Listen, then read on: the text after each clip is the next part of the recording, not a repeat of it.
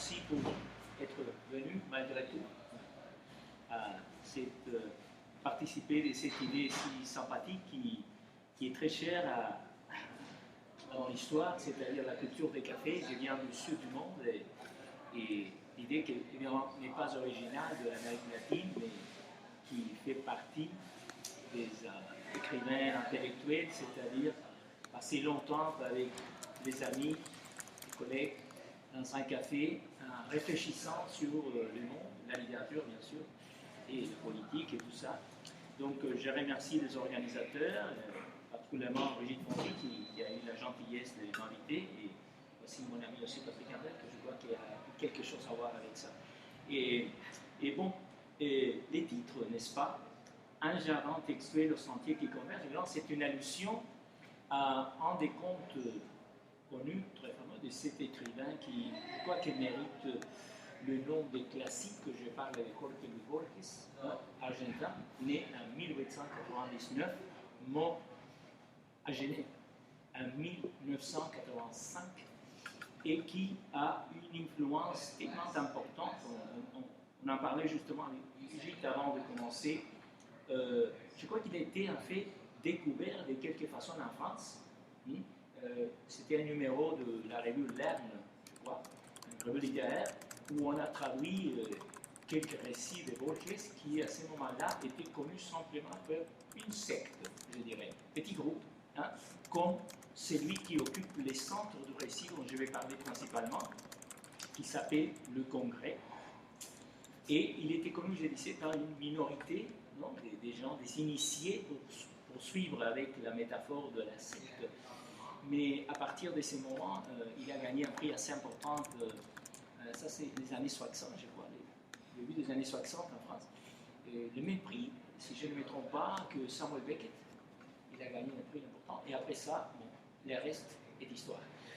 Borges est devenu une espèce d'icône culturelle, littéraire, cosmopolite, un écrivain de tous les coins. Et ironiquement ou paradoxalement, Borges écrit sur des choses assez, je dirais, spécifiques, des situations locales, les gens, les gauchos, c'est-à-dire les cowboys des pampas, n'est-ce pas, des prairies au sud, les types de criminels qui portaient un couteau entre les vêtements qu'on peut voir illustrer, et les danseurs des tangos, tout ça à Buenos Aires, n'est-ce pas, où il est devenu, une autre ironie, directeur de la Bibliothèque nationale quand il est déjà aveugle. Donc il avait toute sa richesse et il disait, mais je ne peux pas lire. Et justement, je voulais commencer, j'ai trouvé ça dans ce rangé de la Bibliothèque d'Ottawa où je travaille. C'est le temps de conversation, il était très généreux avec son temps, n'importe qui pouvait appeler Borges, qui était déjà une figure internationale, mais j'ai des amis qui savaient où il habitait, au centre de Buenos Aires, de la capitale d'Argentine, et vous pouvez frapper à la porte, s'il était là, il a toujours été très bienveillant, on pouvait avoir une conversation, il aimait beaucoup ça, et surtout il demandait beaucoup aux gens qui allaient le voir pour les lire pour lui, n'est-ce pas, lui, des pages parce qu'il ne pouvait pas lire. Et ici il y a une conversation avec un monsieur anglais, en importance, où on lui demande, n'est-ce pas, pourquoi il parle avec telle fréquence des bibliothèques, n'est-ce pas? Et voilà la question, le monsieur, il dit ici, il dit, je ne crois pas vraiment au libre arbitre, voyez-vous, je dois jouer ce jeu-là. Jouer ce jeu et d'autres est mon destin. J'envisage mon destin comme un destin littéraire. Enfant déjà, je savais que ce serait mon destin. Dans les biographies de Coleridge, de Quincy et de Milton également, je lus qu'ils avaient tous eu conscience de leur destin littéraire. Je l'ai su dès le début. J'ai su que mon destin serait de lire, de rêver, d'écrire peut-être. Mais ce n'était pas le plus important. Ça c'est bien intéressant toujours.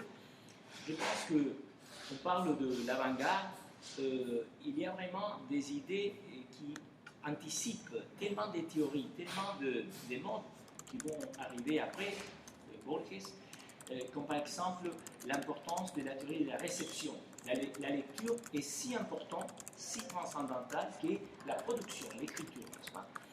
Et il en parle dans ses récits que toujours ont ces dimensions, je dirais, philosophiques, n'est-ce pas? C'est très difficile de diviser, mais bien sûr on peut le faire, diviser le conte, les nouvelles, comme celles dont je vais parler aujourd'hui, de Borges, et les essais, les textes plutôt réflexifs en prose, parce que toujours il y a ces côtés de réflexion, et réflexion sur quoi? Évidemment sur la littérature, hein?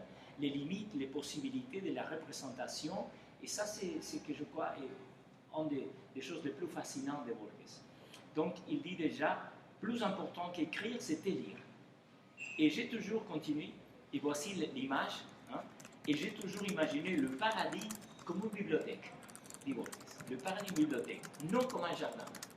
Non, le jardin, c'est la métaphore traditionnelle, n'est-ce pas, de l'Éden, du paradis, dans la tradition judéo-chrétienne.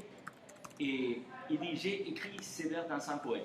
L'homme les connaît, bien sûr, il dit, ah, vous parlez sans doute du poème de los dones, le poème des dons. En effet, et il insiste, l'intervieweur dit, vous imaginez le paradis comme une bibliothèque. Et quand je suis arrivé dans cette bibliothèque, j'étais aveugle, etc. Et justement, ça c'était donc un entretien quand il avait déjà 80 ans. Hein. Le livre s'appelle Conversation avec Borges à l'occasion de son 80e anniversaire, présenté par Willis Marston, c'est l'intervieweur. Bien sûr que le livre est une technologie. Hein.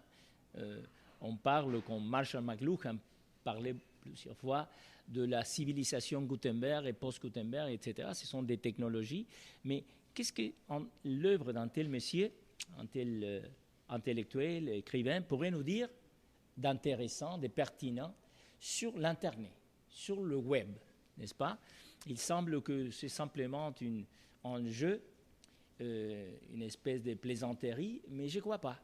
Je crois que tout comme Borges a écrit des choses qui sont presque prophétiques sur la théorie, n'est-ce pas, de la littérature, la théorie de la création, de la réception, il a écrit des choses qui nous font penser de façon, je dirais, très créative sur, pas évidemment la technologie, les hardware, n'est-ce pas, la partie machinique, comme disent Deleuze et Guattari, de l'Internet, du web, mais les principes logiques.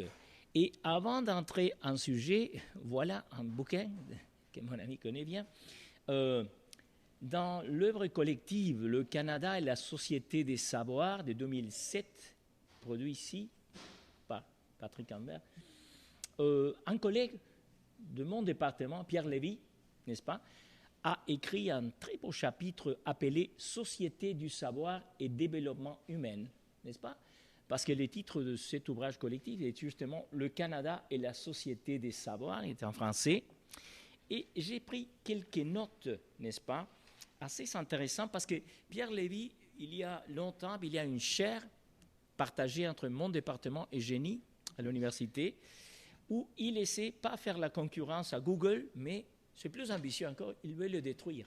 On veut aller au-delà. C'est pas petite comme ambition, mais sérieusement, il parle de 4 couches, n'est-ce pas, 4 niveaux pour comprendre cette incroyable croissance de l'information, que c'est le mot clé, n'est-ce pas, le mot à la mode, l'information. Avant, on parlait des connaissances plutôt, n'est-ce pas, des cultures, maintenant on parle d'information, de bits. Et il va parler, dans ces chapitres si intéressants de 2007, des obstacles à développer ce qu'il appelle l'intelligence collective, n'est-ce pas? Quelles sont les barrières? Quels sont les problèmes? Hein? Et c'est très beau ce qu'il dit quelque part, qu'on ne peut se penser sur un problème que si on est prêt pour chercher, au moins essayer de les résoudre. C'est-à-dire, les questions, n'est-ce pas, sont déjà une espèce d'acheminement vers une solution. Ces problèmes apparaissent dans l'œuvre que Jorge Luis Borges dit l'accompagne, les hante, n'est-ce pas? C'est une espèce d'obsession qu'il a d'écrire un roman. Vous savez qu'il n'a jamais écrit un roman. Borges est fameux, il est une espèce, j'aimerais le comparer avec la tradition japonaise du haïku. Vous savez qu'ils sont 2 lignes, n'est-ce pas, la poésie très très courte. Il est une espèce de notre romancier haïku, non, parce qu'il écrit des contes ou, à la limite, les textes dont je vais parler, le Congrès, peut le décrire avec générosité, peut-être comme une nouvelle, mais je ne suis pas sûr. Si on dit par exemple que Sarrasine de Balzac est une nouvelle, le Congrès n'est pas une nouvelle. Mais ce n'est pas une question quantitative seulement, parce que c'est, pour plusieurs spécialistes Borges, c'est le texte le plus autobiographique de Borges. Ce qui n'est pas un moindre détail pour un auteur qui est très, je dirais qu'il est l'écrivain des écrivains, n'est-ce pas? Comme on dit, il y a un peintre pour les peintres, n'est-ce pas, qui est plus obsédé par les questions esthétiques ou picturales, etc. Et l'écrivain Borges semble traiter sur la littérature. Les contes de Borges, un exemple typique, c'est Pierre Ménard, auteur du Quichotte, n'est-ce pas? C'est une blague merveilleuse où Pierre Ménard, un messie inventé, comme plusieurs des personnages des auteurs, mais il donne les détails dans les notes bas de page, où il est né, quel est son... Il adore, Borges, d'inventer la bibliographie, n'est-ce pas? De quel livre, dans quelle imprimerie, etc., que c'est toute son imagination. Et c'est une œuvre sur quelqu'un qui veut créer ou recréer l'œuvre le plus importante peut-être, n'est-ce pas, dans la langue espagnole, hein, de Cervantes. Et le génial, c'est qu'il va mettre un très fameux morceau sur les épées et les livres. Il dit, quand Cervantes écrit ça, ça veut dire telle chose. Mais quand Pierre Ménard écrit, et c'est le même texte, évidemment, c'est une verbatim, ça serait un problème de plagiat aujourd'hui, il dit, ça veut dire une autre chose. Parce que Pierre Ménard est un homme du XXe siècle, n'est-ce pas? Donc il y a toutes des couches des sens, et là c'est une espèce de trouvaille géniale. C'est-à-dire, c'est impossible de lire le même texte, non? C'est une question d'herméneutique, non? Avec le même sens à travers les temps, parce que tout change. La littérature est une série de rapports, n'est-ce pas, entre les textes, non? Lire Shakespeare aujourd'hui, ou Corneille, ou Racine, ce n'est pas la même chose que le lire quand l'œuvre est apparue, n'est-ce pas? Où la situation était tellement différente en rapport à la culture, à la nation, mais surtout aux autres livres, n'est-ce pas, qui existaient. Donc, c'est bien intéressant que ce texte appelé Le Congrès, qui est apparu la première fois en 1971 à Buenos Aires, dans une édition isolée, et après dans un livre assez fameux, qui est dans les 3e volumes des œuvres complètes de MSC en Argentine, une édition assez populaire, qui sont 4 volumes, de Borges, s'appelle Le Livre de Sable. Un très joli nom, un très bon nom, Le Livre de Sable, qui contient le Congrès, en espagnol, El Congreso, qui de façon intéressante et révélatrice est appelé dans les textes plusieurs fois El Congreso del Mundo, le Congrès du monde. Et ça a beaucoup à voir avec ma thèse, ou ce que je voudrais simplement partager avec vous pour les discuter après, de façon plus simple et humaine. Thèse semble un peu trop lourde. Mais pour ceux qui s'intéressent, j'ai publié en anglais un article qui s'appelle The 14 and Symmetrical Sign Inquiries of Borges and Peirce, dans une revue appelée Recherche sémiotique, Semiotic Inquiry, qui est une revue bilingue de sémiotique qui est publiée à Montréal par quelqu'un à l'université Concordia, mais non. Et là, je développe en détail, si quelqu'un a l'intérêt, je peux envoyer l'article, le fichier, la théorie sémiotique de Peirce et la poétique, les narrations de Borges, comme étant en parallèle, n'est-ce pas? Parce que dans une vision un peu écuménique, universaliste, je crois que c'est toujours beau d'oublier un peu les frontières entre un messier. Je suis presque sûr que ni Peirce a connu Borges. Évidemment, Borges était jeune quand Peirce a mort en 1914. Les fameux philosophes, non, qui a développé toute une logique du sens. Mais Borges aurait pu bien connaître, parce qu'il était tellement vorace, il lisait beaucoup, mais d'après ma connaissance, je n'ai jamais vu Borges citer Charles Sanders Peirce, même qu'il aimait beaucoup la littérature et la philosophie anglo-saxonne. Je n'ai jamais vu cette citation, mais je trouve une espèce de elective affinity, une espèce de, comme dirais-je, un rapport d'affinité intellectuelle entre les philosophes américains, Peirce, et l'écrivain latino-américain argentin, Borges, et je les développe en détail. Ici, je vais présenter une chose plus générale, je crois qu'elle est plus adéquate pour cette occasion, n'est-ce pas? Et l'idée, c'était, je vais poser la question encore une fois, est-ce qu'on peut parler sérieusement qu'un écrivain si traditionnaliste, si lointain des technologies, ce n'est pas un Jules Verne, n'est-ce pas, ce n'est pas un Bradbury, etc., même qu'il a édité une traduction de Bradbury, Borges. Il aimait beaucoup la littérature policière et la fiction scientifique. Mais pourquoi dire qu'il y a un rapport, n'est-ce pas, entre l'Internet et la littérature de Borges? J'espère, à la fin de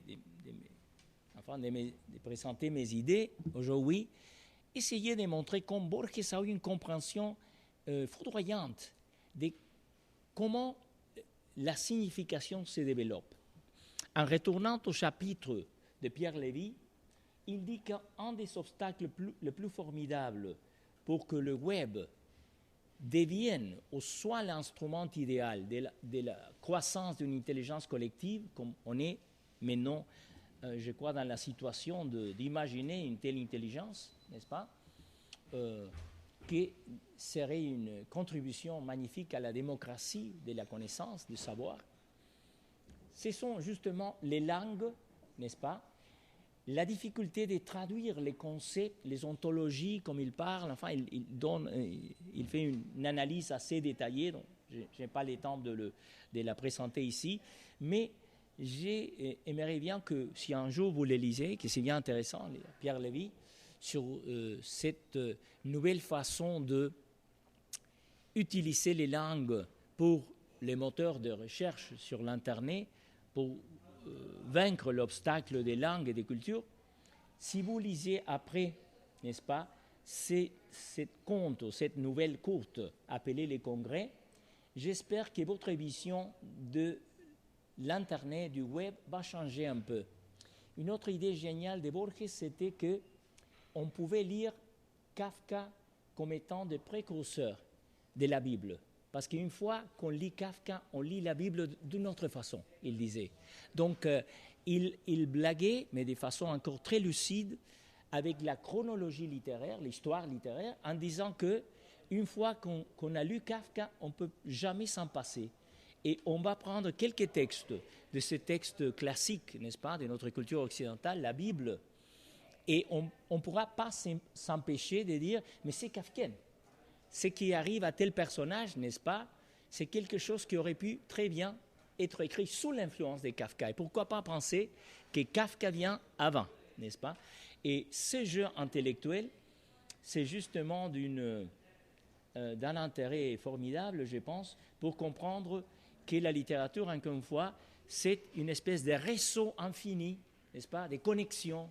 Hein, maintenant, vous savez qu'il y a un film sur le roman de Yann Martel, n'est-ce pas, La vie des Pi.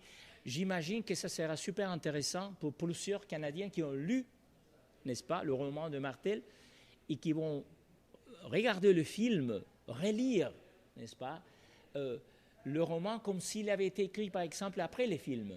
Des choses qui arrivent des fois. C'est-à-dire qu'on fait un film et après, on écrit les textes. Et ça montre une espèce de dynamique.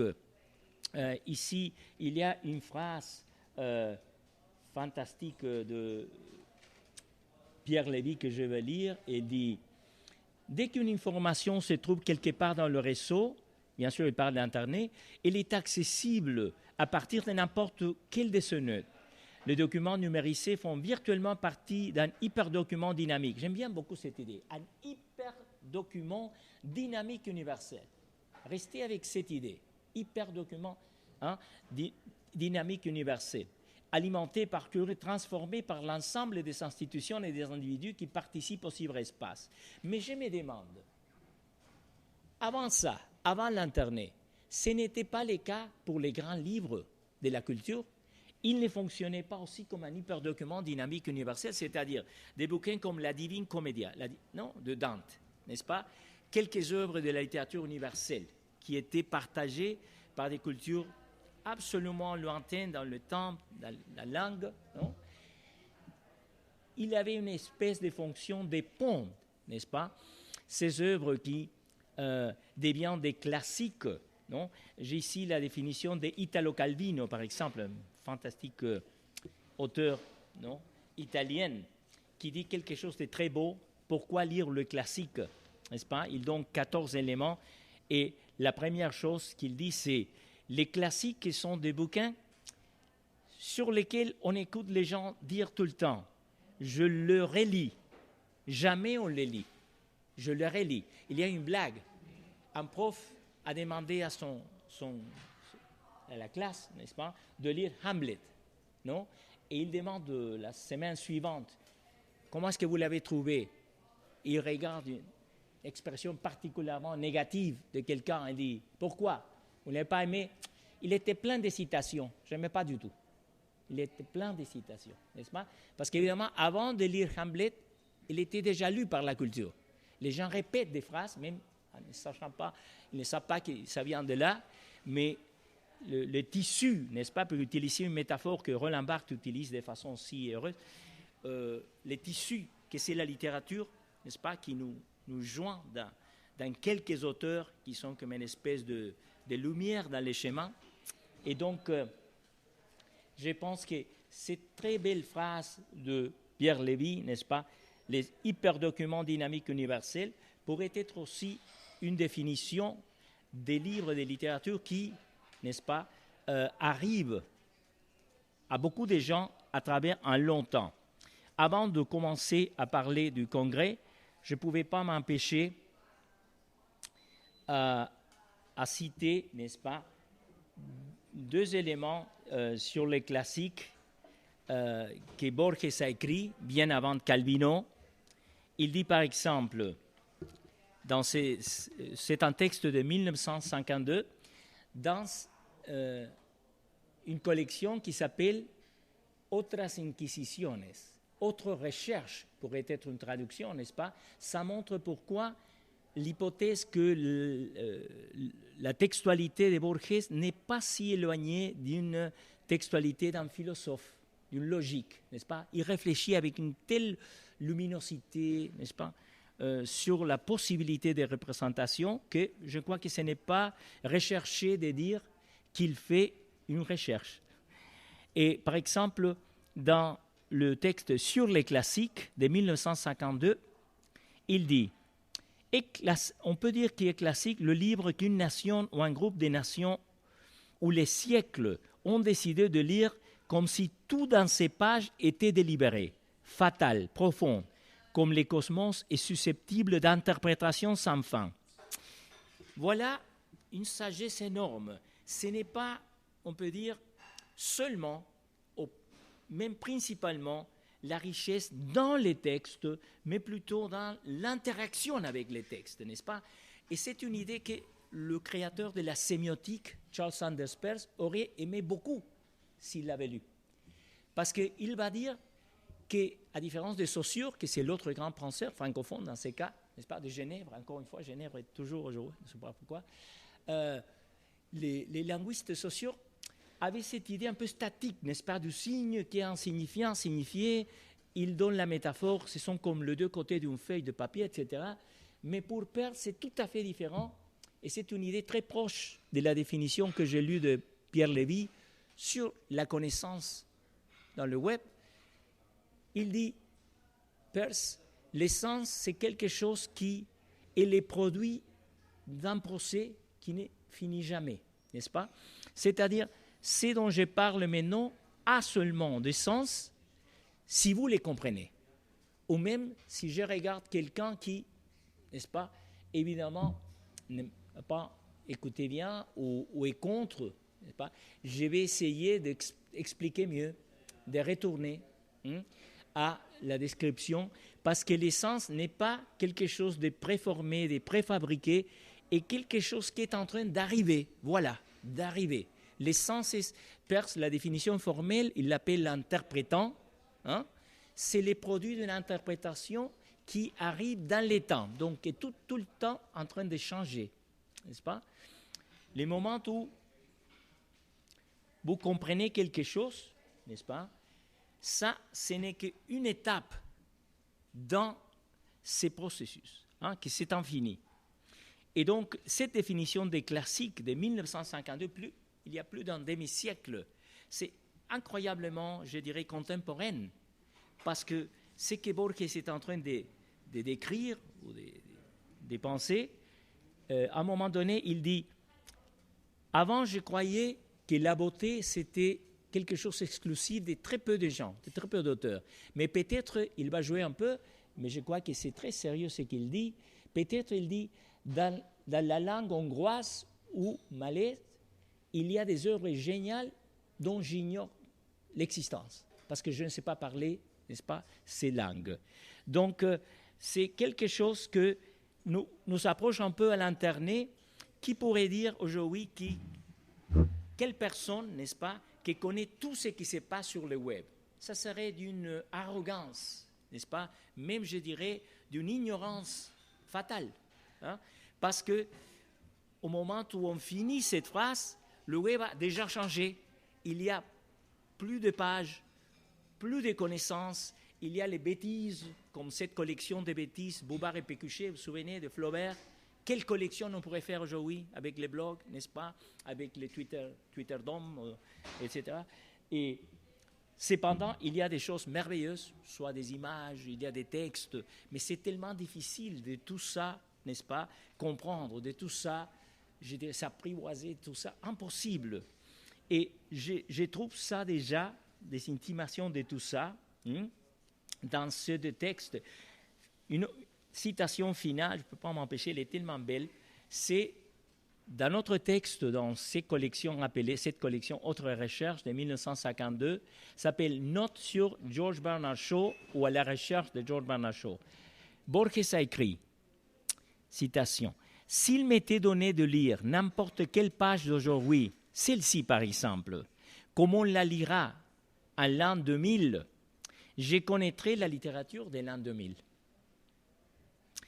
Ayant dépassé l'an 2000, je crois, nous pouvons lire aujourd'hui Borges d'une façon que lui-même, il n'était pas capable. Parce que toute la littérature a changé. Il y a maintenant cette littérature immense, cette pêle-mêle qui est justement le web, où il y a le pire et ce qu'il y a de plus créatif, n'est-ce pas, de plus avancé. Tout ça, c'est un autre élément, je crois, intéressant. Et finalement, le congrès. Qu'est-ce que c'est que le congrès? J'avais mentionné, tout en passant, que c'est le texte, d'après les propres auteurs et des critiques que j'ai lus un peu en préparant cette présentation, le plus autobiographique d'un auteur qui n'est pas fameux ou connu pour parler de soi-même, dans son sens de subjectivité, d'intimité, n'est-ce pas? Au contraire, ce sont les bibliothèques qui l'attirent, ce sont les connaissances. Par exemple, c'est intéressant, ces textes commencent par un épigraphe, n'est-ce pas, qui vient de Jacques le Fataliste, en français, c'est-à-dire un texte en espagnol, publié en 1971, que Borges reconnaît a été avec lui pendant plusieurs années et qu'il avait cru au début, dans sa jeunesse, que ça serait son texte le plus réussi, les textes par lesquels il serait, on peut penser, il deviendrait un classique peut-être. Il ne dit pas avec ces termes, évidemment, il était très modeste au moins dans ses déclarations, mais je vais lire l'épigraphe, il est beau. Les congrès commencent donc avec Diderot, un texte de 1769. Ils s'acheminèrent vers un château immense, au frontispice duquel on lisait, citation, Je n'appartiens à personne et j'appartiens à tout le monde. Vous y étiez avant que d'y entrer et vous y serez encore quand vous en sortirez.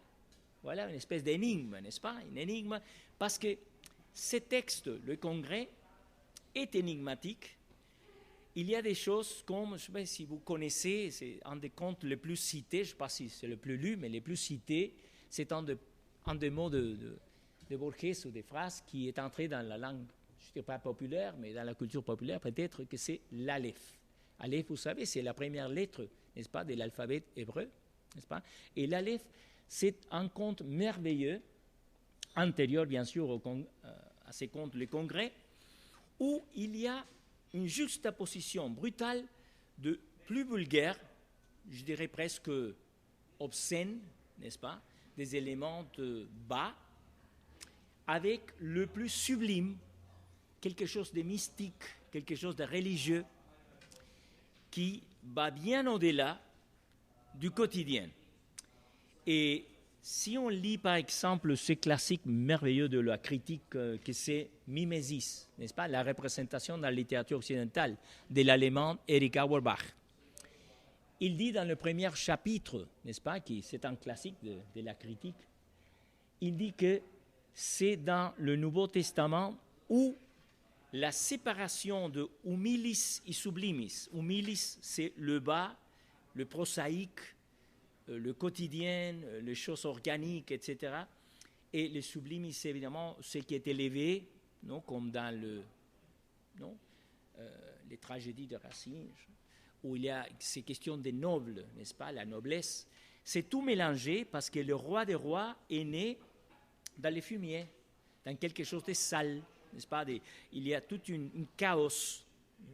Et il y a peu, j'ai parlé avec un psychanalyste et parlé que il y a une idée dans la Kabbalah, n'est-ce pas, que c'est la tradition mystique juive, qui s'appelle Tikkun Olam en hébreu. Tikkun Olam. Qu'est-ce que c'est le Tikkun Olam? C'est faire une réparation du monde. Je crois que la littérature a de ses fonctions, il y en a plusieurs, c'est un peu réparer, hein, comme la thérapie, comme la psychanalyse, réparer le monde, mettre certains ordres, par exemple, dans les chaos, n'est-ce pas? Chercher les sens, ou trouver des nouveaux sens à des choses qui n'ont pas beaucoup de sens. Ce n'est pas évident. Et je trouve que dans ces contes particuliers, le Congrès, qui commence avec cette citation énigmatique de Diderot, Jacques le Fataliste, et son maître, il y a cette, je dirais, entreprise utopique, impossible, mais nécessaire. Le Tikkun Olam. Tikkun Olam, je répète, ça veut dire réparer, sauver le monde. Hein? Il semble trop ambitieux, et peut-être c'est trop ambitieux, mais quand je vous raconte l'histoire, que c'est simple et en même temps mystérieuse, mystique, tout commence quand le narrateur, qui s'appelle Alejandro Ferri, qui est fils des Italiens, vous savez que l'Argentine, comme la plupart de l'Amérique latine, est formée sur deux démographies. Il y a le peuple originel, n'est-ce pas, comme ici, le First Nations, n'est-ce pas, les aborigènes. Et il y a les immigrants, surtout de l'Italie, de l'Europe centrale, n'est-ce pas, qui sont venus surtout dans les années 20, etc., comme en Amérique du Nord, bien sûr. Et Alejandro Ferri, qui est un homme modeste, qui a essayé, il dit, de faire le journalisme dans sa vie adulte, mais après il a tout laissé. C'est une espèce de miroir, hein, il y a plein d'éléments qui l'approchent à Borges lui-même. Par exemple, il dit qu'il a préparé une brève étude du langage analytique de John Wilkins, qui évidemment c'est un des textes de Borges, n'est-ce pas? C'est une étude très importante dans ces textes, dans l'œuvre de Borges, les langages, n'est-ce pas, qui pourraient traverser les obstacles. La même problématique que notre ami ici, Pierre Lévy, qui essaie de chercher un langage plus puissant que celui logique qu'utilise Google, pour que tous les concepts du monde, n'est-ce pas, puissent être traduits rapidement, hein, et que toute l'information disponible soit vraiment, non, près de nos doigts.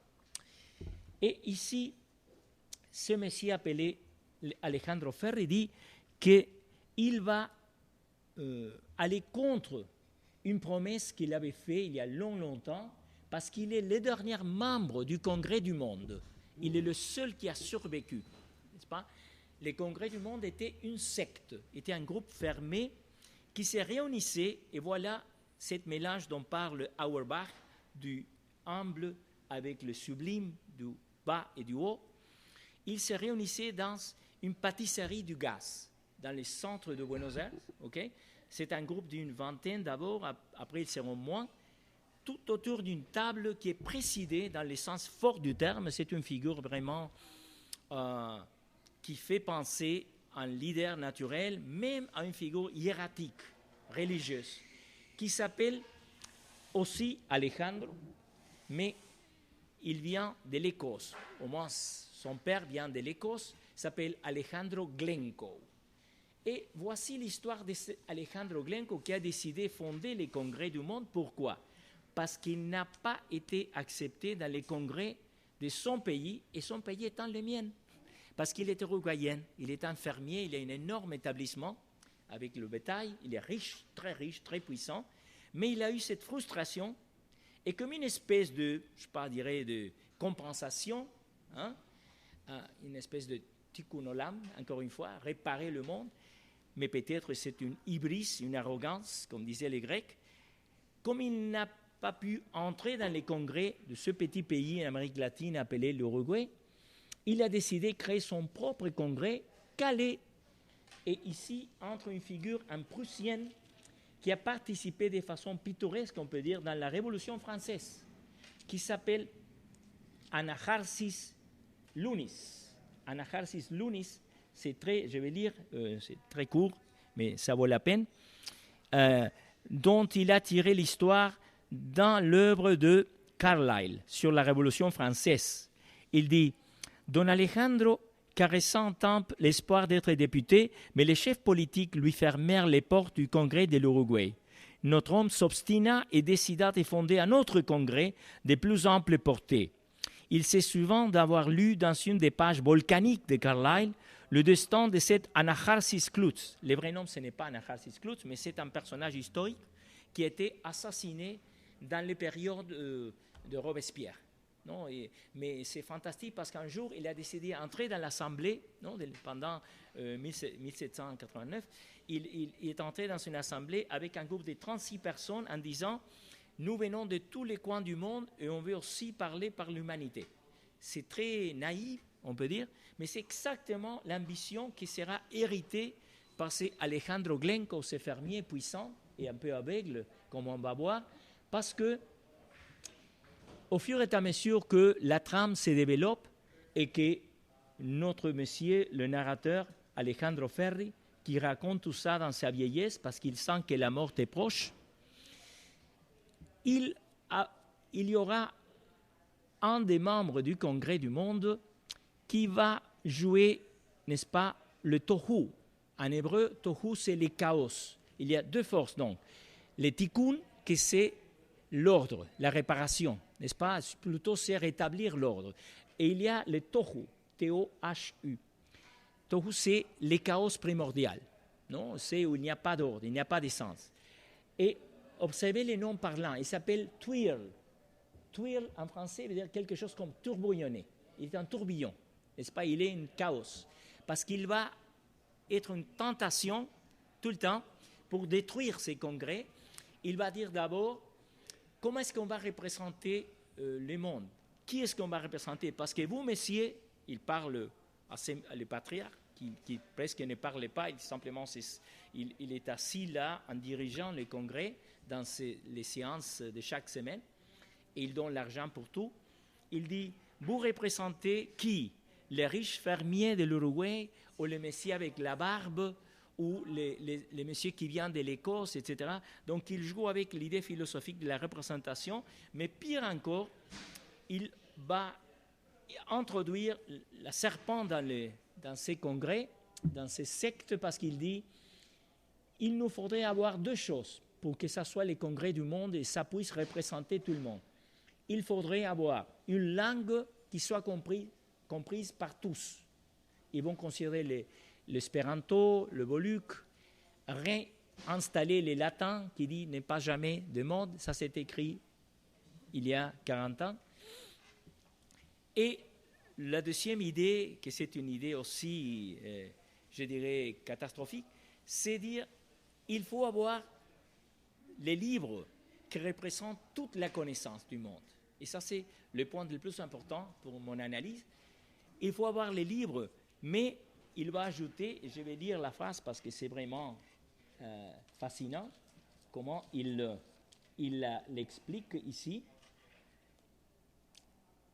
Il dit, Twirl, c'est le personnage, n'est-ce pas, qui est un peu le diable dans cette association, malgré l'opposition d'Irala et de Cruz, avait invoqué Pline le Jeune, selon lequel il n'est pas des livres si mauvais, soit-il, qui ne renferment quelque chose de bon, et avait proposé l'achat sans discrimination des collections de la prensa. La prensa, ça serait comme le Global Mail, n'est-ce pas, un journal très traditionnel de l'Argentine, des 3400 exemplaires de Don Quichotte. 3400 exemplaires de Don Quichotte en divers formats, de la correspondance de Balme, que c'est un écrivain mineur, des thèses universitaires, des livres de contes, des bulletins et des programmes de théâtre.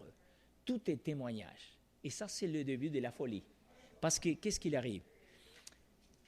Alejandro Glenco, le président, n'est-ce pas, le créateur de cette secte appelée Congrès, va dépenser toute sa fortune, va rester sans sous. Il va vendre tout ses bétails, cette ferme, etc., dans cette entreprise totalement folle que c'est avoir toutes les connaissances, n'est-ce pas? Il fallait chercher la langue, il va envoyer, il dit, 2 représentants du Congrès, un à Paris, qui est très amusamment décrit ici, en disant « Le rêve de toute latino-américaine à cette époque, c'était aller à Paris. » Donc, il va envoyer le pire possible à Paris, que c'est une espèce de dandy qui va tout dépenser avec les prostituées, etc. Et il va envoyer le narrateur à Londres, où le narrateur Alejandro Ferri va tomber amoureux d'une femme qui a le même nom que la femme que Borges a aimé beaucoup. Ici, s'appelle Nora Erfior. Hein? Il y a des jeux de noms avec les personnages, etc. Pardon, Nora Erfior est la secrétaire du Congrès, que c'est une allusion à une autre Nora dont Borges était amoureux. Mais il va connaître Alejandro Ferri, une autre femme qui sera un autre amour impossible, parce que Borges a eu plusieurs amours impossibles au long de sa vie. Mais au point où je veux arriver, et je crois que j'arrive en temps pour finir ici, c'est la scène finale, le moment final de la secte, n'est-ce pas? Le moment arrive le 7 février de 1904, exactement 4 ans après, dit le narrateur, du début des réunions de la secte, n'est-ce pas? Ils sont appelés, il est de retour d'Angleterre, où il est resté trop de temps. Sa mission était, souvenez-vous, de collecter de l'information sur une langue idéale, une langue universelle, comme l'espéranto, le Boluc, etc., pour les congrès du monde. Mais il s'attarda beaucoup parce qu'il a connu cette femme, il est tombé amoureux, et donc il a trahi aussi, d'une façon différente que Twirl et que Fermín Eguren, qui est resté avec les prostituées à Paris en dépensant des fortunes. Mais voilà ce qui va arriver cette nuit, le 7 février de 1904, où finit l'histoire du Congrès et les contes, n'est-ce pas?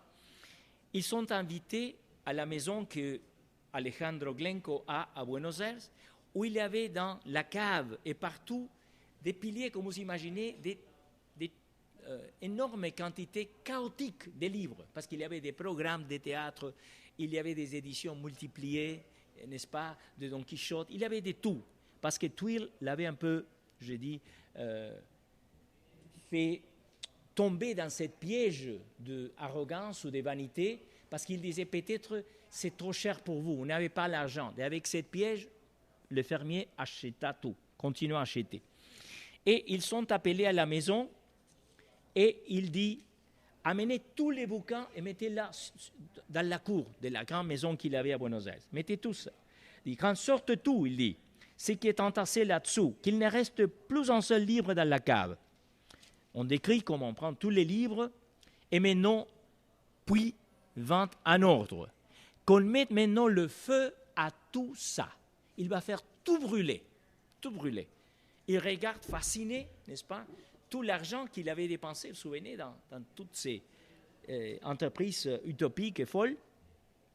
Et ils acceptent, sauf un qui était le libraire, qui avait profité beaucoup, parce qu'il avait vendu tous ses livres. Il dit, il a murmuré, les congrès du monde ne peut se passer des aides auxiliaires précieux que j'ai sélectionnés avec tant d'amour. Et à ce moment-là, pour la première fois, Don Alejandro a un rire sarcastique. Mais voilà ce qu'il va dire, que c'est fascinant. Il dit, j'ai mis 4 années à comprendre ce que je vous dis maintenant. La tâche que nous avons entreprise est si vaste. Prêtez attention ici. Ça a été écrit il y a plus de 40 ans, quand l'Internet n'était qu'un rêve scientifique, n'est-ce pas, dans l'imagination de quelques-uns. Hein, on peut retracer, évidemment, il y a des antécédents à personal computer, etc., mais ce n'était pas quelque chose dont on parlait dans la place publique, n'est-ce pas? Mais écoutez cette description de la dernière séance du Congrès du Monde après qu'on a brûlé tous les livres. La tâche que nous avons entreprise est si vaste qu'elle englobe, je le sais maintenant, le monde entier. Il ne s'agit pas d'un petit groupe de beaux parleurs pérorant sous les hangars d'une propriété perdue. Le Congrès du Monde a commencé avec les premiers instants du monde et il continuera quand nous ne serons plus que poussière. Il n'y a pas d'endroit où il ne siège. Le Congrès, c'est les livres que nous avons brûlés. Le Congrès, c'est les Calédoniens qui mirent en déroute les légions de César. Le Congrès, c'est Job sur son fumier et le Christ sur sa croix. Le Congrès, c'est ce garçon inutile qui dilapide ma fortune avec des prostituées. C'est le jeune homme qu'il a envoyé à Paris, n'est-ce pas? Voici les dénouements. Il a tout dépensé, mais il ne retrait rien, parce qu'il dit que maintenant, il a une connaissance. Ce qu'on appelle la littérature, n'est-ce pas, une épiphanie, une révélation. Qu'est-ce que c'est que la révélation? Et il va prendre une voiture ouverte avec des chevaux, il va inviter les derniers membres du Congrès, et il dit, n'est-ce pas, au conducteur, vous pouvez aller n'importe où. Il dit, menez-nous où vous voudrez. Et ils vont regarder, n'est-ce pas, la ville, que c'est la ville de Buenos Aires. Ils vont marcher, ou se promener jusqu'au l'aube, pendant toute la nuit. Et la description, c'est émouvante. Je ne vais pas la lire parce que c'est tellement belle. C'est vaut la peine que, si ça vous intéresse, vous la lisez ou la relisiez comme les classiques. C'est un moment mystique, c'est un moment de révélation pour le narrateur, mais il dit que pour les autres aussi, tellement beau qu'il décide de ne pas se rencontrer jamais. Les membres qui ont survécu à ce moment-là, qui étaient avec Alejandro Glenco, parce que ce qu'on a compris, c'était que toute la connaissance jamais pourrait être accumulée, cachée dans une cave ou n'importe où. C'était quelque chose qui était répandu, distribué, n'est-ce pas, dans tout l'univers, coïncidé avec l'univers. Et je me demande, je vous pose la question, si ce n'est pas justement les principes de l'Internet. C'est-à-dire que c'est de la connaissance qui est, au lieu d'être cachée dans, n'est-ce pas, les rangées obscures, comme dans Le Nom de la Rose, je ne sais pas si vous avez vu les films basés sur le roman d'Umberto Eco, n'est-ce pas, caché, n'est-ce pas, quelque chose de secret. Les vrais pouvoirs de la culture, de la connaissance, de l'information, c'est justement ce que fait la puissance du web, que c'est la faire circuler partout, n'importe où, comme dit de façon très technique Pierre Lévy, n'importe de quel point du monde aujourd'hui, avec très peu de, je dirais, technologie du point de vue économique, on peut avoir accès à la connaissance accumulée pendant des siècles, n'est-ce pas? Et justement, elle est ouverte. Évidemment, il y a des éléments qui ne sont pas accessibles, etc. Mais la révélation avec laquelle finit ces contes appelés les congrès, je la trouve comme une espèce d'anticipation, n'est-ce pas? Une espèce de révélation, que c'est après tout la tâche des signes, c'est révéler quelque chose sur le monde, ce qui est révélé à ce monsieur qui avait fondé cette illusion, n'est-ce pas? Cette idée tellement pauvre de représenter toutes les nations, toutes les personnes du monde, et après accumuler tous les savoirs en accumulant des livres, n'est-ce pas, en pêle-mêle, sans nom, sans catalogue. Il trouve la réparation de ça dans la découverte, si on veut, que la connaissance est distribuée partout. Il suffit simplement de savoir comment la chercher, n'est-ce pas?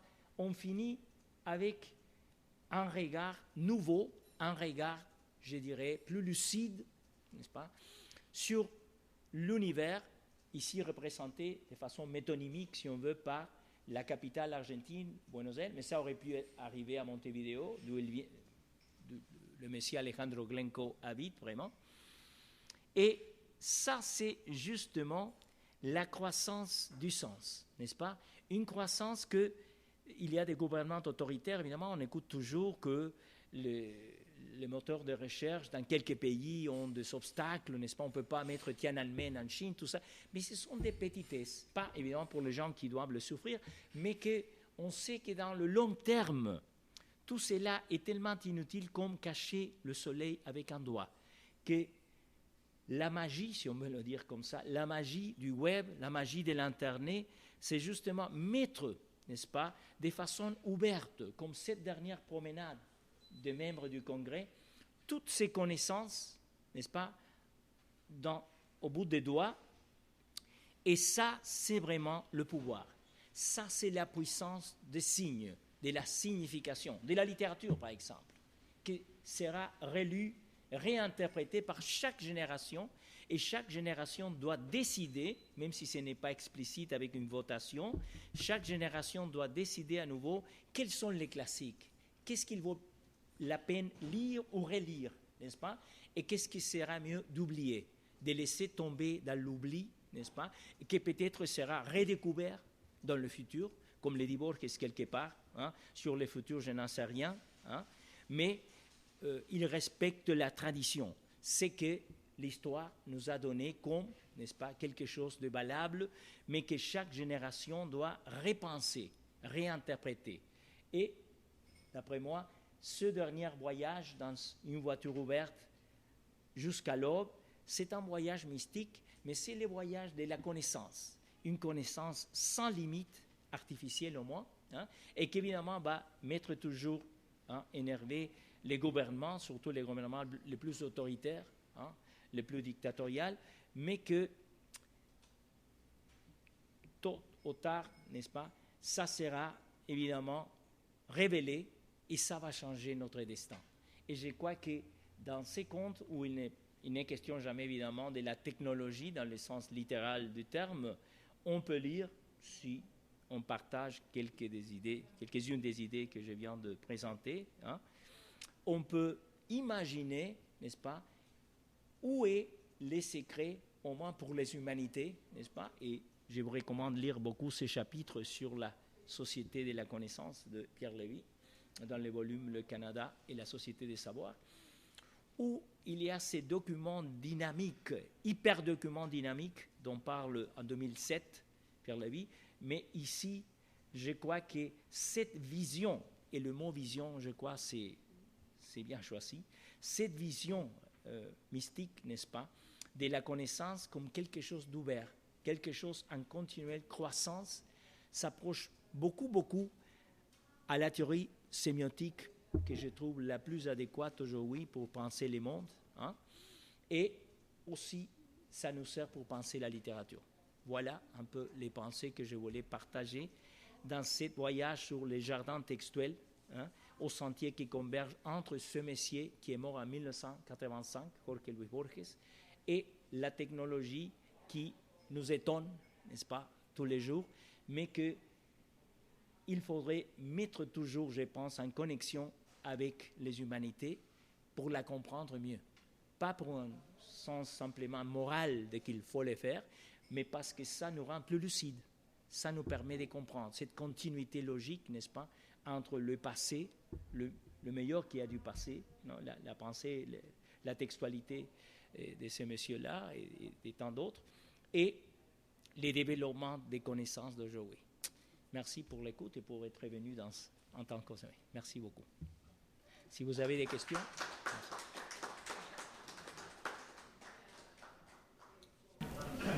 Le Congrès, ça nous dit qu'il n'y a pas de centralisation possible. Exactement. C'est le réseau en expansion, il n'y a pas de centralisation possible, c'est fini. Exactement. C'est fort de le dire à cette époque-là. Et justement, c'est la trahison de ce membre du Congrès, le seul qui reste, de transmettre ce savoir, n'est-ce pas, que s'est établi ce réseau, que c'est maintenant l'œuvre de Borges, n'est-ce pas, s'il était resté fidèle, n'est-ce pas, au secret de la secte, nous n'aurions jamais su, entre guillemets évidemment, sur le Congrès, mais je partage tout à fait ton idée que c'est une allégorie, n'est-ce pas, que toute puissance centralisatrice, n'est-ce pas, tout désir de pouvoir est toujours comme ces rêves fous de mettre tout dans un coin pour avoir tous les pouvoirs, et ça c'est le contraire, ça c'est une faiblesse, n'est-ce pas, parce que l'idée d'un secret d'avoir tout concentré, ça te rend plus vulnérable, plus faible, exactement le but contraire de ce que ce monsieur-là. Tous les projets, il faut se souvenir, commencent par une hubris, un désir excessif. Comme il n'a pas été accepté dans les congrès politiques du pays, il dit « je vais faire un congrès du monde », n'est-ce pas, quelque chose d'hyperbolique, de mégalomane, etc. Mais il a, dès la naissance, dès l'origine, il a la faiblesse, non, de dire amener tous les livres, et l'autre que se rend compte, le twirl, qui est le tourbillon, se rend compte de la faiblesse, dit « ok, on va donc tout acheter ». Et avec ça, il tue le projet. Parce que c'est comme si je disais « je vais lire chaque jour 6 heures du web de n'importe quelle façon ». C'est la folie. Parce que le web est très riche si on sait comment se promener, si on sait comment chercher. Non, on peut lire n'importe quoi, mais en suivant quelques itinéraires, sinon ça devient, comme Borges disait, un labyrinthe, n'est-ce pas? On peut se perdre facilement dans des idées qui ne sont pas trop profitables. Mais tout à fait, je suis d'accord avec ça. Non, la centralisation versus la distribution du savoir, l'ouverture. Je trouve votre publication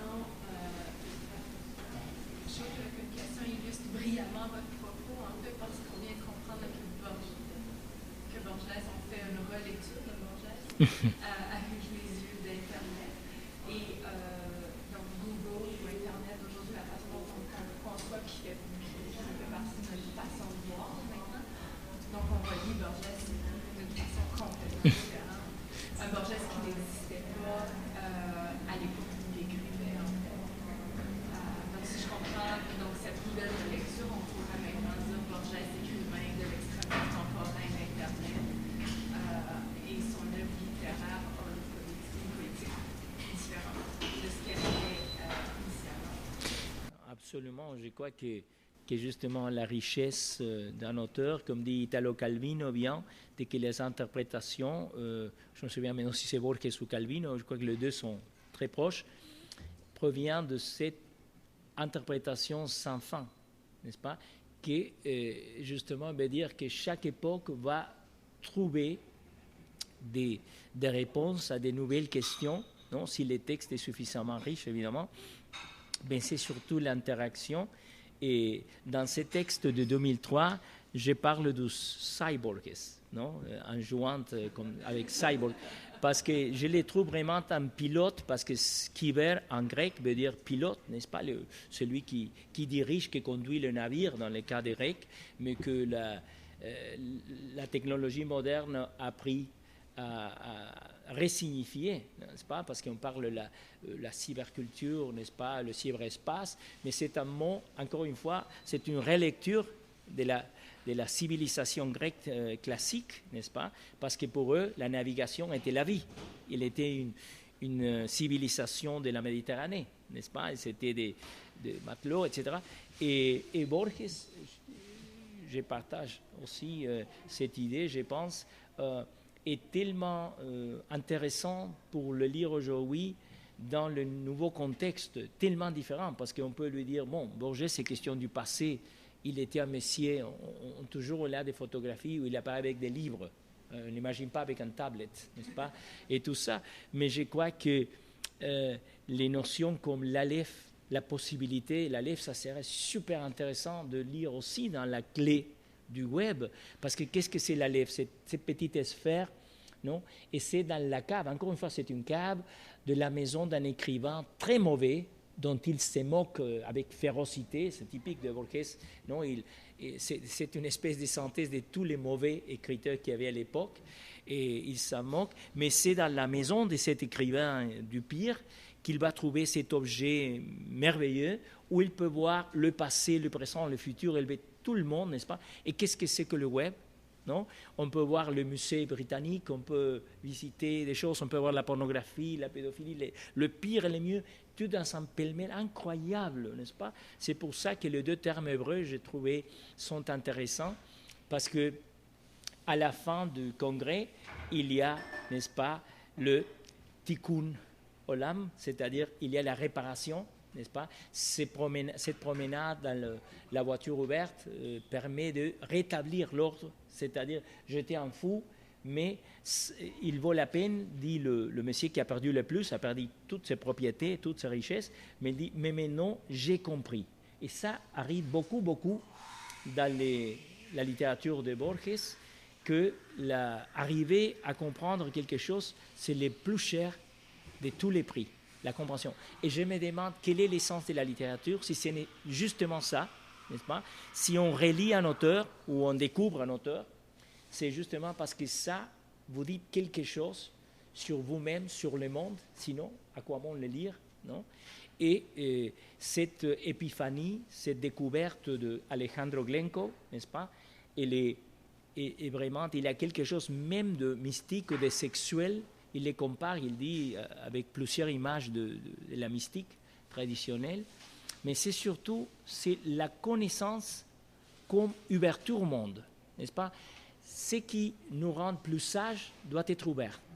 Ce que Patrick disait, n'est-ce pas, de la centralisation versus l'ouverture, n'est-ce pas? Ce n'est pas par hasard que le premier bouquin intéressant, je crois, de Umberto Eco, c'est L'Ouvre ouverte, où il parle de la littérature moderne, n'est-ce pas? Mais ce n'est pas simplement un mot.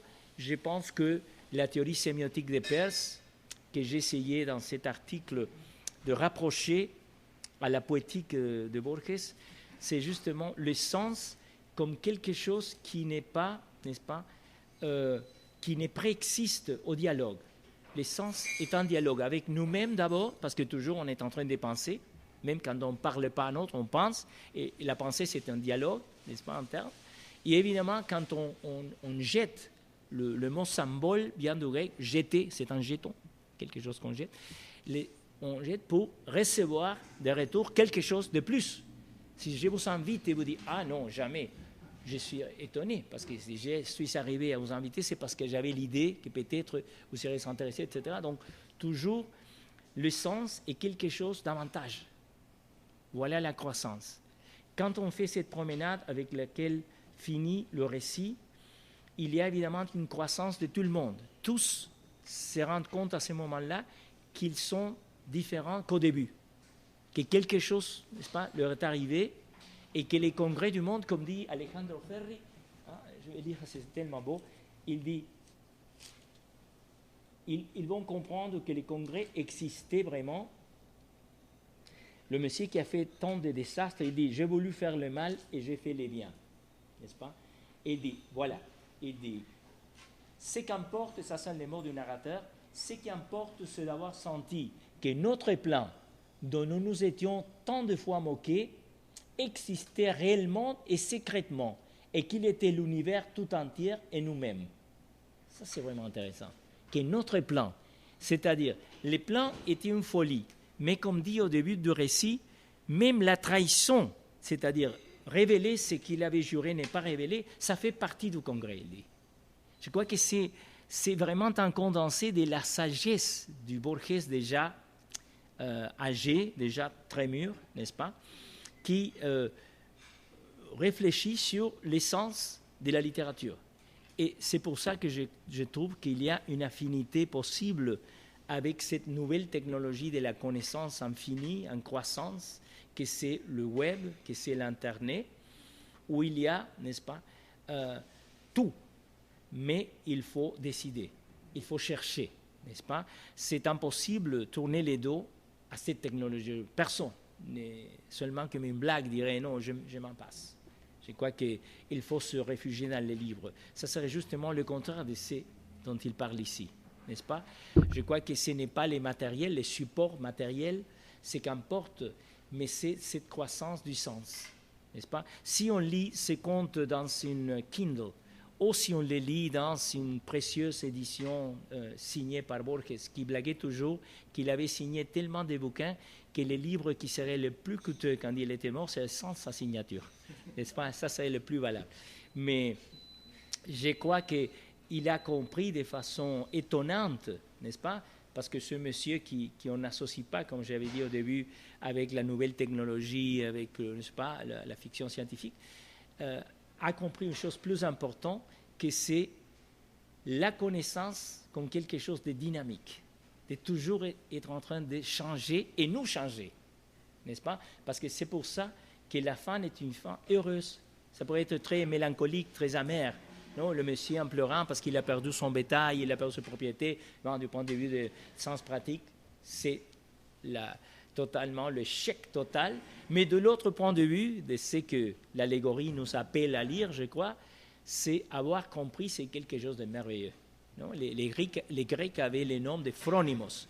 Les phronimos étaient les sages, n'est-ce pas? La personne qui, après des années de réflexion, non, Socrate, sans doute, c'est un exemple très beau de phronimos, n'est-ce pas? En plus de philosophe, les passionnés de la connaissance, c'est le sage, c'est lui qui a compris. Et je crois que ce dénouement est merveilleux parce que il se transforme à travers de la connaissance. C'est un voyage, n'est-ce pas, des connaissances. Et de ce point de vue, je pense qu'on peut faire la liaison, le lien avec l'Internet. Dans la même veine, je ne peux pas m'empêcher de penser à la bibliothèque de Babel aussi, dont l'architecture pourrait, peut-être un peu vulgairement, mais rappeler celle des immenses endroits où on stocke toute l'information, les grands ordinateurs super puissants avec le langage commun qui serait le langage binaire. Et oui, je crois que, comme j'ai lu bien au début dans cette conversation, qu'il imaginait que le paradis est une bibliothèque, n'est-ce pas? Ici, il imagine les trois moments de Dante. Il imagine l'enfer, le purgatoire et le paradis. Parce que l'enfer, c'est le chaos, ça serait une bibliothèque sans bibliothécaire, où tout serait confus. Imaginez seulement n'importe quelle bibliothèque que vous connaissez, où tous les catalogues, toute l'indexation seraient perdus, ça ne servirait à rien. Parce qu'il vous mettrait des heures et des heures, des jours et des jours de trouver quelque chose, n'est-ce pas? Et donc, on passe de l'enfer, que c'est twirl, c'est les chaotiques, les tourbillons, qui va contre l'esthétique, contre tout ce qu'il y a de beau et de bon, non? Comme disait Platon, les kalos, les katos. Et les purgatoires, c'est toute la souffrance des différents personnages, n'est-ce pas, du narrateur, qui regrette beaucoup aussi être tombé dans la tentation, parce qu'il trahit aussi avant, quand il tombe amoureux de cette femme et reste à Londres trop de temps.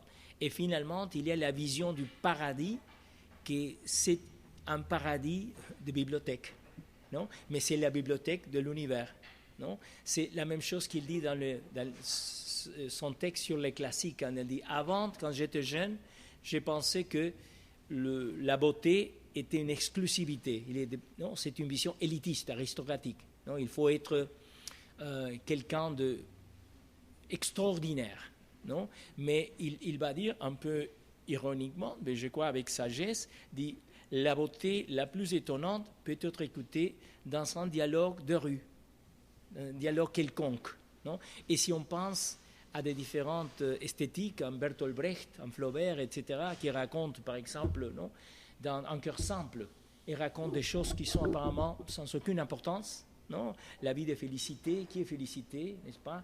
C'est une espèce de absolument banale et cependant il y a une puissance incroyable dans le réalisme de Flaubert et je crois que justement il y a là les trois moments de la Divina Commedia, non? Il y a ils sont, je dirais, sauvés par cette vision de la connaissance d'une bibliothèque sans des limites, n'est-ce pas? Ce qui n'est pas dans une bibliothèque aujourd'hui peut être demain, non? Et ça, je crois que c'est très libérateur, non? Parce qu'il n'y a pas un canon fermé. On ne peut pas dicter, ça c'est encore une fois une forme d'autoritarisme. Quels sont les ingrédients d'un classique? Qu'est-ce qu'il faut appeler littérature et qui ne sera jamais littérature? Comment est-ce qu'on peut le savoir, non? Et je crois que c'est ironique que Borges, qui a une réputation d'être un auteur intellectuel, très élitiste, etc., c'est exactement le contraire. Si on le lit dans une clé de l'information, de l'ouverture, contre le centralisme, etc., je crois qu'il est du côté beaucoup plus proche de ce que l'Internet ou le web a de meilleur, que c'est la prolifération des connaissances et la difficulté, évidemment, qui s'ensuit de décider quelle connaissance il vaut la peine, n'est-ce pas, acquérir et quelle autre. Ça, c'est le défi. Umberto Eco a des très belles pages sur ça, non? Que c'est maintenant le grand défi. Avant, c'était facile parce que le canon était fermé. On disait, voilà, ça sont les livres, ça sont les textes qu'il faut lire, il vaut la peine. Mais non, on est libre à nous-mêmes, n'est-ce pas? L'enfer, ce ne sont pas les autres, comme disait Sartre. L'enfer, maintenant, c'est la diversité. C'est la pluralité infinie d'options que nous pouvons être, n'est-ce pas, noyés de la quantité. Et évidemment, la sagesse, c'est des œuvres comme celle de Borges, je crois, nous aident un peu à trouver notre schéma. Il n'y a pas chez Borges, il n'y a pas de limite, de fixe, de pur et déterminé, en fait. Son œuvre, c'est un réseau de relations. Son œuvre, c'est un réseau de relations dynamiques en lui-même en sortant de la littérature. J'ai l'impression qu'il y a un réseau de savoir qui se tisse à travers différentes disciplines, à travers différentes nations, j'imagine, parce que j'ai pas l'impression qu'il fonctionne simplement avec son réseau culturel. Son réseau culturel est en fait très, très varié, très interagir avec différentes sphères. Et il semble voyager dans le temps. Donc, est-ce qu'on pourrait dire à peu près qu'il écrit, il reprend le passé, il écrit au futur? Oui. Parce qu'on est en train de le lire de façon avec un sens complètement différent. Oui, il a des pensées, je crois, toujours très éclaircissantes sur le nationalisme, par exemple. Dans ce texte que j'ai cité sur les classiques, il dit tel auteur qui est un classique dans tel pays est inconnu ou méconnu ou même méprisé dans un autre, ou tel autre auteur, et ainsi, c'est-à-dire il y a tellement de variables, n'est-ce pas? Donc, on franchit ces frontières physiques. Exactement. Je crois que une des grandes contributions de Borges, c'est une espèce de, je te dis,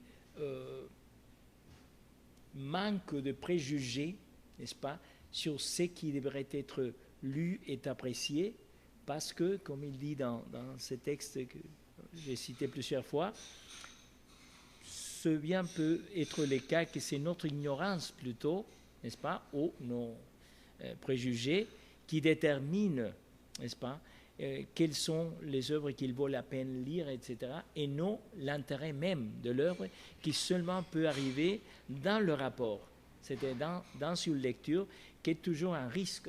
Non, comme j'ai dit sur l'Internet, il y a tellement de choses qu'évidemment il ne faudrait pas lire parce qu'il n'y a pas assez de temps. La vie n'est pas assez longue pour tout lire et ça nous condamne à choisir et à nous tromper tout le temps.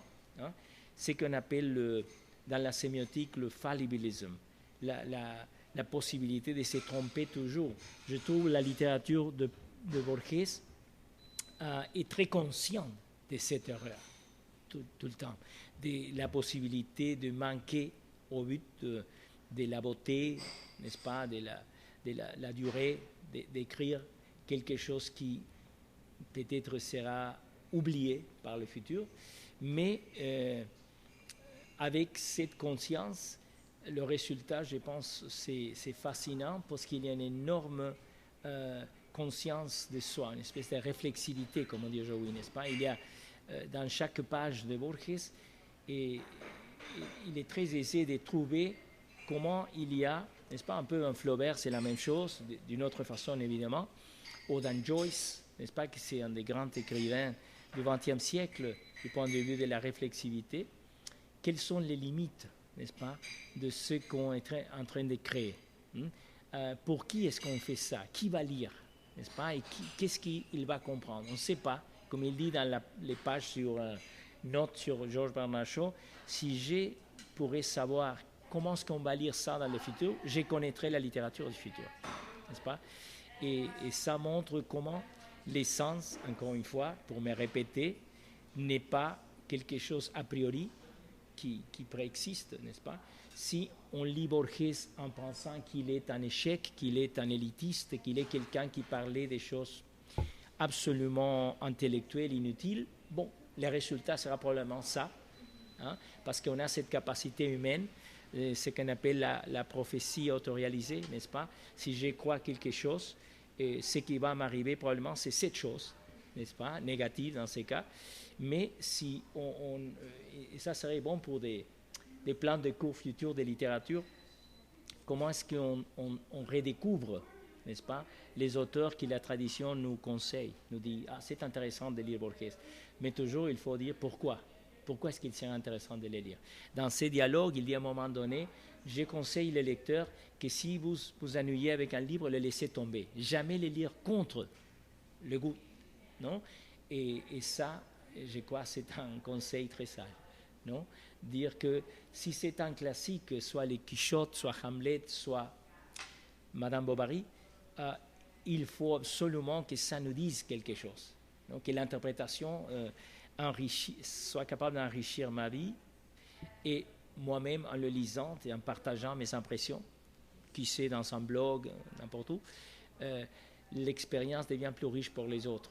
Mais là, le sens se trouve dans le réseau de relations du lecteur. Oui.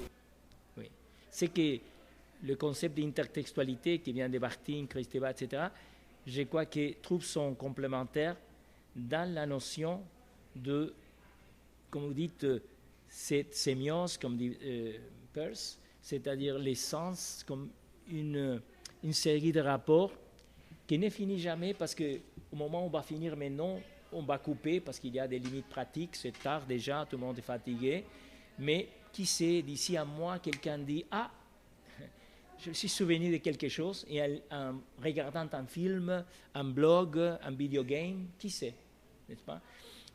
Si la littérature arrive à nous faire perdre quelques préjugés, je crois que c'est déjà trop. C'est quelque chose de très important. Et tous, comme dit Peirce, c'est impossible, comme Descartes disait, on va se libérer des préjugés. Jamais on peut faire, si on pourrait les faire, il ne serait pas des préjugés. Les préjugés est quelque chose qui, c'est dans mon regard, très très attaché, très fixé, et la seule façon, je crois, c'est à travers la découverte, à travers, n'est-ce pas, ces voyages, comme les font les membres du Congrès, qui doivent souffrir, passer pour tous ces espèces d'agonies, pour finir dans cette promenade merveilleuse, extatique. Non, il y a quelque chose de religieux, de sexuel, de tout ça dans le dénouement, que ce n'est pas très typique de quelque façon de Borges, mais surtout, il y a la connaissance de soi, n'est-ce pas?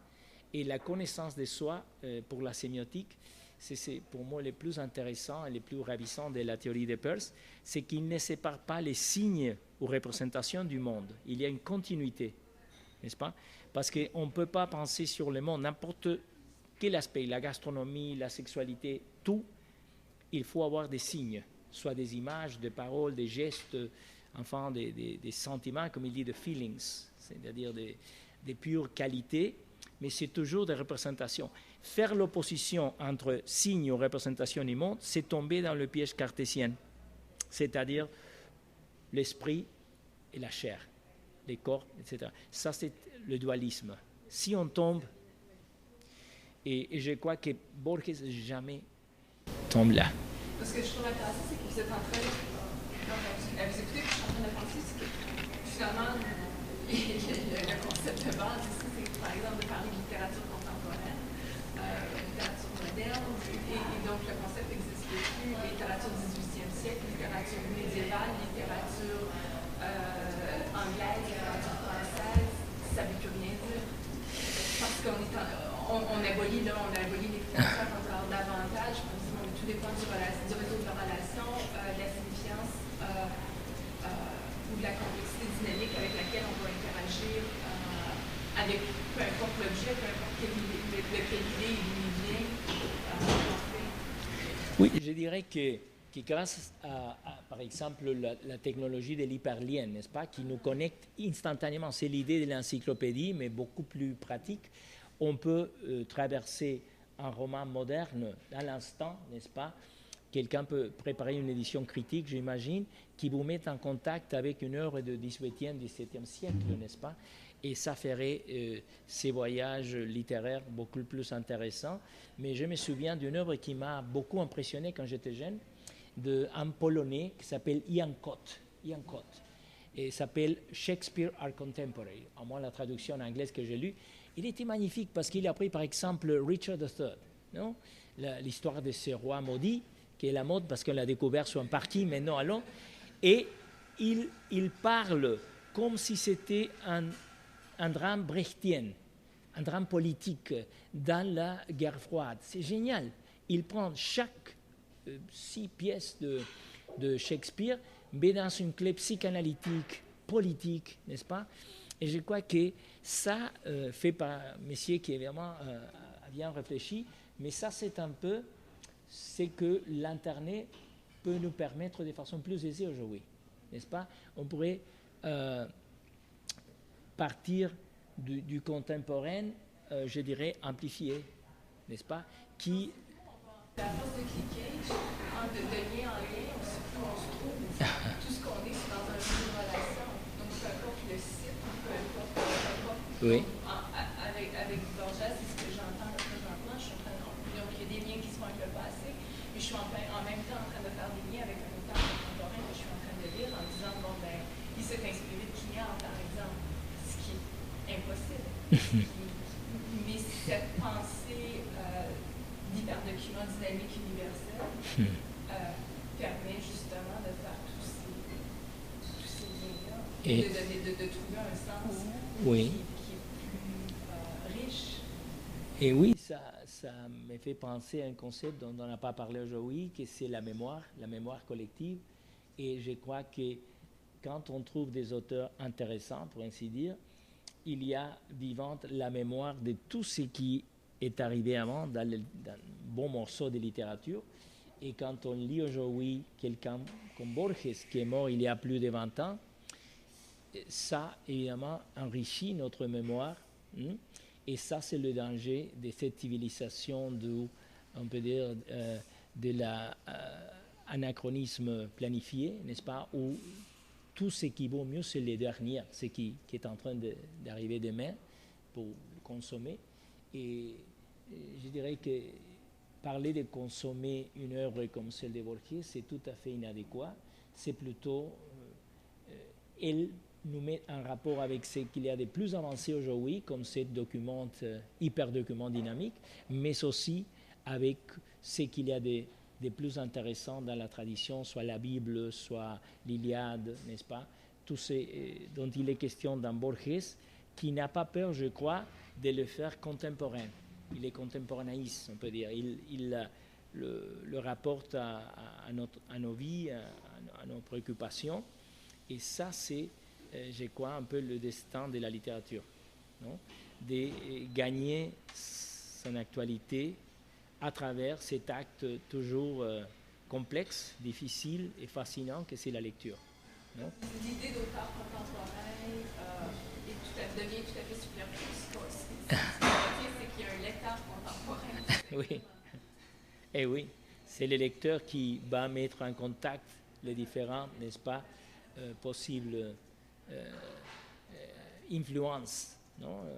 Si on décide que je trouve cette influence dans ce roman de Menon que je suis en train de lire, le seul fait de l'avoir imaginé, c'est plus important que trouver un critique qui dit ça, que tel auteur est sous l'influence d'un tel. Non? Parce que ça sera mon voyage, encore une fois, la figure, la métaphore du voyage, de la traversée, je crois que c'est intéressant, qui va faire que cette liaison, ce hyperlien, pour utiliser la métaphore, soit valable, n'est-ce pas? Et c'est ça la richesse de la littérature, je trouve, justement, de nous mettre en contact, non? Pour reprendre l'idée de Patrick, ce que fait l'autoritarisme. Je me souviens quand j'ai habité à la dictature à Montevideo pendant ma jeunesse, c'était très long, trop long. Et toujours la phrase qui revient à mon esprit, c'était « Tout le monde est seul et séparé. Vous êtes isolés, n'est-ce pas? Garde à vous, parce qu'on est en train de surveiller. » On ne pouvait pas faire des réunions de plus de 2 personnes, n'importe où. Ici, ça aurait été totalement subversif, n'est-ce pas? Parce que... Moi, ce que j'ai compris de ce que tu as dit, c'est que Borges a plagié Pierre Lévy. Ça, c'est vraiment honteux pour Borges.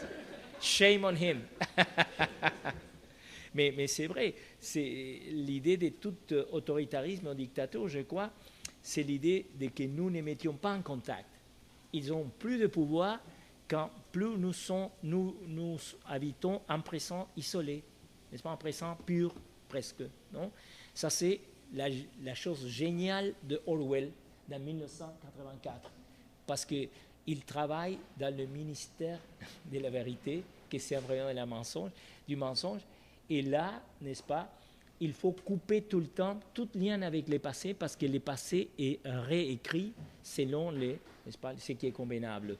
Mais justement, là, c'est le contraire exactement de ce qu'un auteur lucide comme Orwell essaie de faire, de montrer le lien, n'est-ce pas, avec une épique de quelque chose qui venait de finir, parce que 1984 a été créé en 1948, et la Deuxième Guerre venait de finir avec le totalitarisme dans 2 gouttes, on peut dire, dans 2 versions. Mais les 2 versions essayaient de confondre toutes les temps dans ce temps-là, dans le Führer ou le Duce, n'est-ce pas, une figure absolue. Je pense que cet auteur est contre l'absolu.